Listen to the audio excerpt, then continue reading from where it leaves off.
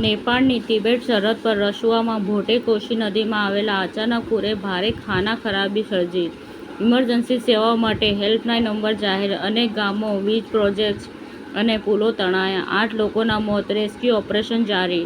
નેપાળ પૂરના 105 ભારતીયો સહિત 291 વિદેશી નાગરિકો ગુમ થયા.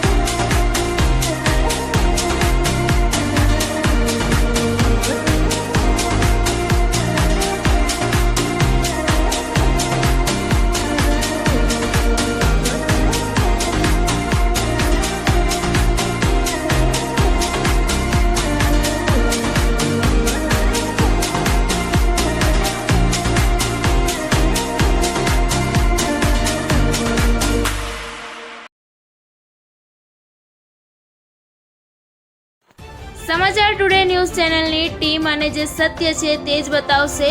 આપ જોતા રહો સમાચાર ટુડે ન્યૂઝ ચેનલ. ગુજરાતની ધરતીનું ગુજરાતીઓ માટે જ, એટલે કે સમાચાર ટુડે ન્યૂઝ.